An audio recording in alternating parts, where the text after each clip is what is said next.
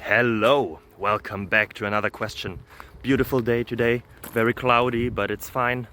At least I don't need sunglasses. Enjoy the question and the answers. See you then. Subscribe.